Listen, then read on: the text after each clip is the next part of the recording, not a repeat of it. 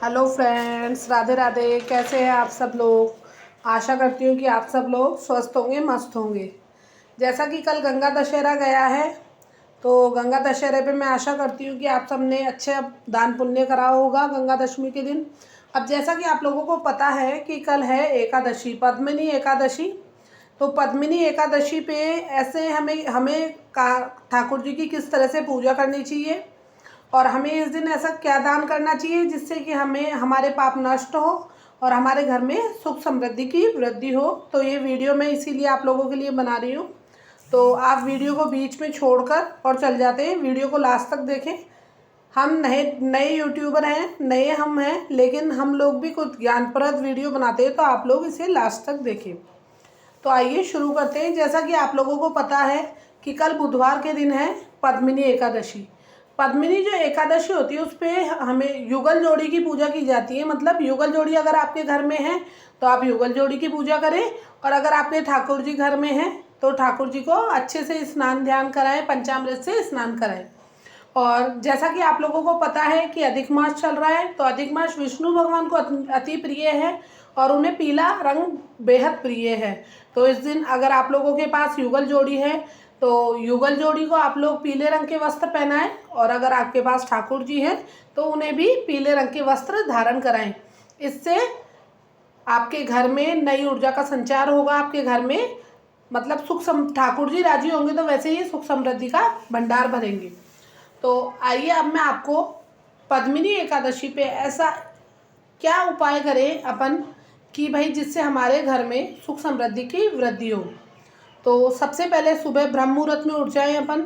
सबसे पहले ब्रह्म मुहूर्त में उठकर स्नान ध्यान कर कर अपने मंदिर की साफ़ सफाई करके अपने ठाकुर जी को आप लोग जगा दें। अगर आपके पास युगल जोड़ी है तो युगल जोड़ी को जगा दें और आप ठाकुर जी को जगा दें, ठीक है। इसके बाद आप लोग करें अपने मंदिर की साफ़ सफाई। मंदिर की साफ़ सफाई करने के बाद आप लोग मंदिर में एक पीला कपड़ा बिछाएं, क्योंकि जैसा कि आप लोगों को पता है विष्णु भगवान को पीला रंग अत्यंत प्रिय है। और कल है पद्मिनी एकादशी, तो पद्मिनी एकादशी पे मंदिर में जो पूजा की जाए मैं वो विधि आपको बता रही हूँ। मंदिर में आप अपने पीला वस्त्र बिछाएं, और अगर चौकी पटे पे आप पूजा करना चाहते हैं तो चौकी पे आप पीला वस्त्र बिछाएं। पीला वस्त्र बिछाने के बाद अपने ठाकुर जी को पंचामृत से स्नान कराएं। अपने ठाकुर जी को जैसा कि गर्मी है चंदन से स्नान कराएं, चंदन को पानी में गंगा जल में घोलकर फिर स्नान कराएं, इससे उन्हें शीतलता प्रदान होगी। तो आप ठाकुर जी की इस तरह से सेवा करें और उन्हें अच्छे से कॉटन के पीले रंग के वस्त्र पहनाएं, क्योंकि देखिए अधिक मास चल रहा है और अभी चल रहा है नौतपा। तो गर्मी, जैसा कि आप लोगों को पता है कि गर्मी बहुत पड़ रही है और अभी नौतपा भी लग चुका है। तो नौतपे में गर्मी का स्तर बहुत ज़्यादा उच्च हो गया है और है पद्मिनी एकादशी। तो पद्मिनी एकादशी पे अब आगे अपन चलते हैं। एकादशी पे जैसे कि आप लोगों को पता है कि अधिक मास में 33 वस्तुओं के दान का विशेष महत्व है। तो आप एकादशी पे चाहें तो 33 बातियों का जो दीपक है वो अपने ठाकुर जी के सामने मंदिर में भी जोड़ सकते हैं। रुई की 33 बातियाँ बनाएं, फिर उन्हें एक जगह कर कर और कटोरी में सरसों का तेल, तिली का तेल या देसी घी जो भी आपके पास हो उसका दिया जलाएं आप अपने ठाकुर जी के सामने से। इससे आपकी सारी मनोकामनाएं पूर्ण होंगी और आपके घर में सुख समृद्धि की वृद्धि होगी। तो ये हो गया पहला उपाय जो आप एकादशी के दिन कर सकते हैं।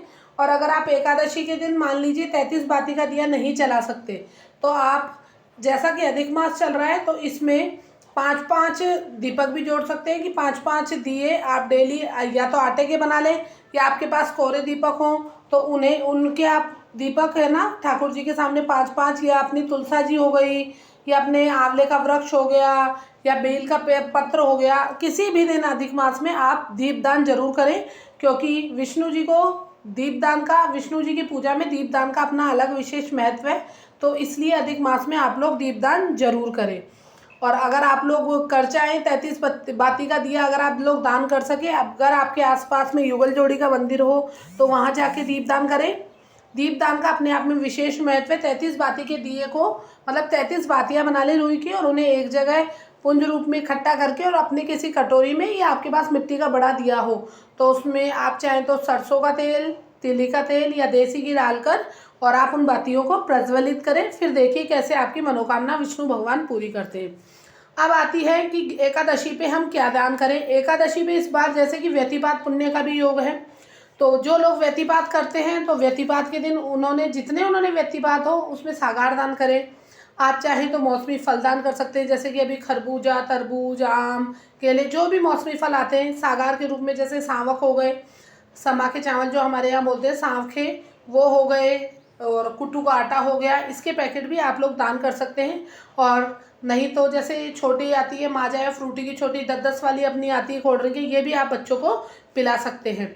और अगर आपकी श्रद्धा हो तो शरबत की बोतलें दान करें, शरबत पिलाएं लोगों को। एकादशी के दिन शरबत पिलाने का अपने आप में विशेष महत्व है। निर्जला एकादशी भी तो आपने कई जगह देखा होगा कि काफ़ी जगह शरबत पिलाया जाता है, और अभी चल रहा है अधिक मास, तो हमने भी कल परसों शरबत पिलाया था, लेकिन उसकी वीडियो मैं आप लोगों के लिए नहीं बना पाई, मैं भूल गई क्योंकि काम में मैं बहुत ज़्यादा बिजी हो गई थी और तबीयत मेरी सही चल रही नहीं है, इसलिए वीडियो टाइम पे नहीं आ रही है। तो इस तरह से आप अपने ठाकुर जी की मंदिर में सेवा करें। और दान पुण्य, जैसा कि व्यतिपात का योग अधिक मास में आया है तो उस दिन आप अच्छे से दान करें जितना आप कर सकते हैं। 11 से मौसमी फल दान करें, सागार दान करें, और आप लोग चाहें तो शरबत की, अगर आपकी बस की हो शरबत की बोतल तो शरबत की बोतल दान करें। अगर आप लोग राहगीरों को ठंडा पानी पिलाएं, छोटी छोटी जो बोतलें आती है, आप कोई अगर ठेला चलाता हुआ सब्जी वाला कोई मिल रहा है तो उन्हें पानी की बोतलें पिलाएं। और हो सके तो उन्हें कोई ठंडा हो, आपके पास कहीं गाड़ी से जा रहे हो तो ठंडे की बोतलें ले जाएं। और आपकी श्रद्धा हो जैसे आप लोगों की सेवा करें। और साथ में अपने पंछियों को भी नहीं भूलें, ये पक्षी और ये पशु भी अपने आस करके बैठें। अपने पास में गाय जानवरों के लिए भी एक बाहर टंकी भरकर रखें, जो वो भी अपने मतलब तृप्त कर सके। और पेड़ जरूर लगा के रखें जो वो छाया में अपने बैठ जाएं। और अपने छत की मुंडेर पर थोड़े से दाने, मतलब जो भी दाने होते हैं अन्न का, अनाज के थोड़े से दाने पक्षियों के लिए रखें और पानी भर कर रखें कि जिससे वो भी अपनी प्यास बुझा सके, क्योंकि वो बेजुबान जानवर है, वो कुछ कह नहीं सकते, लेकिन हम लोग तो उनके लिए सोच सकते हैं ना। तो आप लोग अपने घर की छत की मुंडेर पर भी पक्षियों के लिए पानी जरूर रखें, क्योंकि अधिक मास का महीना है और गर्मी बहुत तेज़ी से पड़ रही है। इस महीने में जल दान का, शरबत दान का, मौसमी फल दान का अपने आप में विशेष महत्व है। और 33 बातियों के दीप दान का भी अपने आप में विशेष महत्व है। अब आगे मैं आप लोगों को बताना चाहती हूँ कि 33 मालपुए और 33 जलेबियाँ या कंगन किस तरह से दान करने चाहिए। इसका वीडियो मैं 1-2 दिन में आपके लिए ज़रूर बनाऊँगी, तो आप मेरे चैनल को सब्सक्राइब जरूर कर लें। और ये देखिए हमारे ठाकुर जी को आज मैंने कॉटन की ड्रेस पहना दी है, क्योंकि गर्मी बहुत तेज़ है इसलिए वाइट कलर के कपड़े पहना दिए। और कान्हा जी को मैं गर्मियों में ज्वेलरी कम ही पहनाती हूँ, जैसे मैंने पहले आपको वीडियो में बताया था। तो आप मेरे वीडियो को जैसे आप देख कर चले जाते हैं तो इसको एक चैनल को लाइक, शेयर और सब्सक्राइब जरूर कर दें। सब्सक्राइब पे जहाँ ऑल का बटन आता है वहाँ पे क्लिक करें, जिससे कि आपको मेरी वीडियो की नोटिफिकेशन यूट्यूब पे मिलती रहेगी। तो चलते हैं अब, कल आपके लिए एकादशी का मेरे कान्हा जी का जो रूटीन है मैं आप लोगों के साथ शेयर करूँगी। तो आप लोग इसी तरह हमें सपोर्ट करते रहें और ठाकुर जी की कृपा आप पे बनी रहे। और आप लोगों को एडवांस में ही मेरी तरफ से पद्मिनी एकादशी की बहुत बहुत शुभकामनाएं। आपके घर में सुख समृद्धि का वास हो, कान्हा जी की, ठाकुर जी की, भोले बाबा की कृपा आप लोगों पे बनी रहे और आपके घर में सुख समृद्धि इसी तरह बनी रहे। तो चलिए चलते हैं। अब हमारे ठाकुर जी भी तैयार हो गए, ये देखिए इनकी छवि देखिए। गर्मी में मैं इस तरह से चांदी की चैन बना के रखती हूँ, क्योंकि चांदी शीतलता प्रदान करती है। और हमारे कान्हा जी छोटू मोटू से हैं तो इन्हें भी गर्मी बहुत लगती है। प्यारे से हमारे कान्हा जी हैं। तो अब मैंने इन्हें तैयार कर दिया और फिर मैं इन्हें हमारे साथ एसी में अंदर बैठा लेती हूँ। तो आपको वीडियो अच्छी लगे, जय श्री राधे।